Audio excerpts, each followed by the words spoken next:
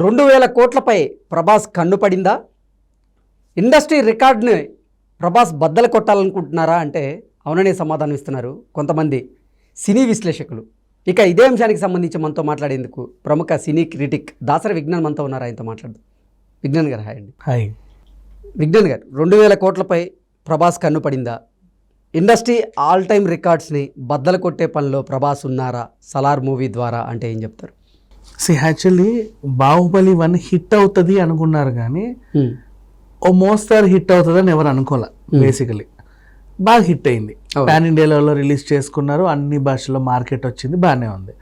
Why Kattappa kill Baahubali అనేది trend అవుతుంది అనుకున్నారు కానీ మరి అంత ట్రెండ్ అవుతుంది అనుకోలే. ఆ ట్రెండ్ కాస్త ఏమైంది, 600 కోట్లు ఫస్ట్ పార్ట్ 1 కలెక్ట్ చేస్తే ఇది 3 కలెక్ట్ చేసింది, 1800 కోట్లు. దాని తర్వాత జపాన్లో రిలీజ్ చేస్తే మళ్ళీ ఎక్కడెక్కడో చైనా జపాన్ అన్నిట్లోనూ బాగా వచ్చాయి. ఆల్మోస్ట్ 2000 కోట్ల వరకు అటు ఇటుగా వచ్చేసాయి, పర్వాలా. సో ఎవరికైనా సరే ఒక ట్రాక్లోకి వెళ్తే అక్కడ పోటీ పడి ఇంకా ముందుకు వెళ్ళాలనుకుంటా ఉంటారు కదా. ఫస్ట్ హిట్ కొట్టాలనుకున్నారు, హిట్ కొట్టాడు. టాలీవుడ్లో నెంబర్ 1 హీరో అవ్వాలనుకున్నాడు, అయ్యాడు. ఆ నెంబర్ 1 స్థానం పాన్ ఇండియా లెవెల్కి తీసుకెళ్ళింది. అక్కడైన తర్వాత అక్కడ పోటీ ఎలా ఉంది, 2000 కోట్లతో పీకే, ఆ తర్వాత స్థానంలో ఇంకో సినిమా, ఆ తర్వాత స్థానంలో ఇంకో సినిమా, ఇట్లా ఉంటే ఈ పోటీలో కూడా నేను నెంబర్ 1 ఉండాలి అనుకున్నాడు. సో అట్లా చూసుకున్నప్పుడు ఆ పీకే స్థానాన్ని బాహుబలి 2 బద్దలు కొట్టకపోయినా ఇంచుమించు రీచ్ అయింది. రీచ్ అయ్యి నెక్స్ట్ సినిమాతో దాన్ని మించుదాం అనుకున్నాడు. ఆ నెక్స్ట్ సినిమా కాస్త పెద్ద డిజాస్టర్ అయింది. మన ఇక వరుస పెట్టి సాహో కానీ రాధేశ్యామ్ కానీ ఇవన్నీ అయిన తర్వాత ఇక ఆదిపురుష్ విషయానికి వస్తే ఒక 2022 ఇయర్లో, ఆ కంప్లీట్ ఇయర్లో మొత్తం అత్యంత వివాదాస్పదమైన ఒక అంశం ఏదైనా ఉందంటే ఆదిపురుషే. సో 2022 అనే సంవత్సరంలో ఏదైనా ఒక అంశం అత్యంత వివాదాస్పదమైందంటే ఆదిపురుషే. ఎప్పుడు వాళ్ళు పాపము అప్పటికి షూటింగ్ అవ్వాల, కానీ శ్రీరామనవమి వచ్చినందుకు చచ్చినట్టు ఏదో ఒక అప్డేట్ ఇవ్వాలి కాబట్టి ఒక అప్డేట్ అనేది ఇచ్చేశారు. ఇచ్చిన తర్వాత చిన్నగా ఏదో రిలీజ్ చేస్తే ఆ టీజరు ట్రైలరు ఒక రేంజ్లో వివాదం అయిపోయి, ఏంటిది ఆదిపురుష్ ఇలా ఉంది, అలా ఉంది, దయాల్లా ఉంది, కామిక్లా ఉంది, గేమింగ్లా ఉంది, రాముడు ఏంటి ఇలా ఉన్నాడు, అదేంటిది ఏంటని చాలా ట్రోల్ చేశారు.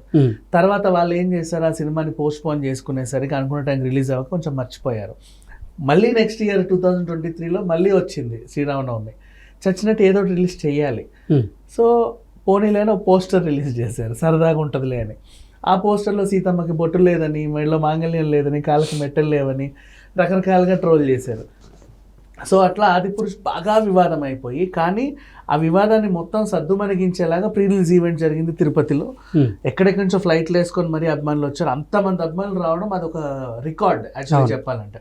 పైగా అందరూ ఒక డ్రెస్ కోడ్లో వచ్చి, కాషాయ జెండాలతో వచ్చి, మంచి రికార్డు. అమ్మయ్య మొత్తం సద్దుమణిగింది, ఫ్యాన్స్కి నచ్చింది. ఇక ఆదిపురుష్ హిట్టే అనే టైంలో ఆ డైరెక్టర్ కొండ మీద హీరోయిన్కి ముద్దు పెట్టి మొత్తం ఎంతవరకు అయితే హైప్ వచ్చిందో అంతా దించి పడేసాడు. ఇక ప్రభాస్కి ఏంటి ప్రతిసారి ఇంతేనా అనే టైంలో ప్రశాంత్ నీల్ సలార్ ఎప్పుడైతే ముందు నుంచి అఫ్కోర్స్ ఆ సినిమా అందరికి తెలుసు ఉంటుందని, దాని అప్డేట్లు మెల్లిమెల్లిగా ఒక్కొక్కటి విడుదల అయ్యేసరికి అందరికీ ఆతృత ఎక్కువైపోయింది. తర్వాత మన మారుతి డైరెక్షన్లో రాజా డీలక్స్, అది స్లోగా అది కూడా షూట్ అవుతుంది. ఇంకో పక్క మన సందీప్ వంగ స్పిరిట్ అనౌన్స్ చేసి పక్కన పెట్టాడు. ఇలా వరుస పెట్టి ఒక్కొక్కరిగా మన ఇట్లా వివాదాలన్నీ అయ్యేసరికి ప్రభాస్ ఫ్యాన్స్ కాస్త ఏం చేయాలో, అసలు ఏంటో ఇది అని బాధపడతా కరెక్ట్ టైంకి ఇక సలార్ రిలీజ్ అవుతుంది అనేసరికి అందరూ అటెన్షన్ అటు ఇచ్చేశారు. అది కాస్త సెప్టెంబర్ నుంచి ఇదిగో వస్తుంది అని చెప్పి డిసెంబర్కి వచ్చింది లాస్ట్కి. అసలు ఇకనైనా వస్తుందా రాదా అని చెప్పేసి చాలామంది టెన్షన్ పడేసరికి మొత్తానికి రిలీజ్ అవుతుందని అయితే ప్రకటించారు. నిన్న సూర్యుడు సాంగ్ రిలీజ్ చేసి అది కూడా బాగా హిట్ అయింది. దాన్ని బట్టి అందరికి అర్థమైంది ఏంటి, ఈ సినిమాలో యాక్షన్ పార్ట్తో పాటు సెంటిమెంట్ కూడా అదే మోతాదులో ఉంటుందని చెప్పకనే చెప్పేశారు. ఇక ఇప్పుడు పోటీ. సో మొత్తాన్ని ప్రభాస్ సినిమా రిలీజ్ అయిపోతుంది. హిట్ అవుతుందా ఫ్లాప్ అవుతుందా అనేది వీళ్ళకి అనవసరం. ప్రభాస్ 2000 కోట్లు కొల్లగొడతాడా లేదా, అదే లక్ష్యం. ప్రశాంత్ నీల్ గ్రాఫ్ తీసుకుంటే KGF 1 300, KGF 2 1200. సో అట్లా ఆ పర్సంటేజ్లో ఇప్పుడు నెక్స్ట్ సలార్ నెక్స్ట్ లెవెల్. పైగా ప్రభాస్ ఆల్రెడీ 2000 మార్కుని దగ్గర చూసి వచ్చాడు. ఈసారి ఎలాగైనా బద్దలు కొట్టాలి.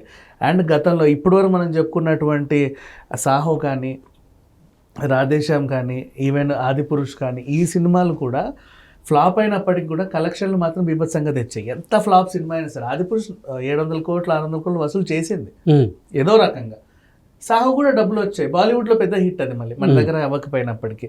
రాధేశ్యామ్ కూడా ఓ మోస్తరు డబ్బులు అయితే వచ్చాయి, మరి డబ్బులు రాకుండా అయితే ఏం లా. సో సినిమా ఫ్లాప్ అయినా మినిమం 500 కోట్లు తీస్తున్నాడు ప్రభాస్. అలాంటిది ప్రశాంత్ నీల్ సినిమా ఫ్లాప్ ఉండదు, మంచి హైప్ ఉంది దేశవ్యాప్తంగా. అండ్ అలాగే మంచి మహామహులు ఉన్నారు, మంచి నటులు ఉన్నారు. అండ్ ఈసారి 2000 కోట్లు ఈజీగా అవలీలగా మేము తీసేస్తాము, ప్రభాస్ కొల్లగొడతాడు అని మాత్రం అందరికీ ఒక హోప్ అనేది ఉంది.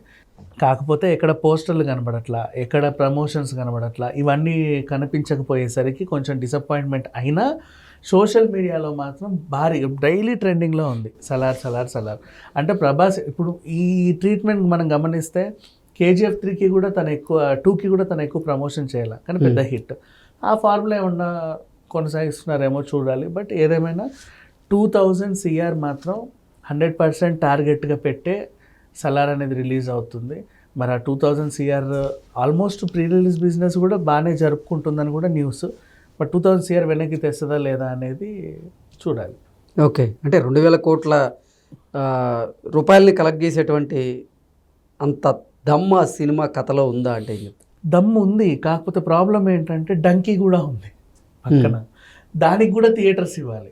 నువ్వు 2000 కోట్లు వసూలు చేయాలంటే మొత్తం దేశవ్యాప్తంగా నీ సినిమానే పడాలి, ఓ వారం మంచిగా ఆడాలి, వస్తాయి రాకుండవు. కాకపోతే ఏంటంటే పోటీ ఇంకోటి ఉంది, నువ్వు సగం తీసుకోవాలి, సగం వాళ్ళకి ఇవ్వాలి. సగంలో నీకు ఎంతో కొంత మోస్తరు కలెక్షన్స్ అయితే వస్తాయి.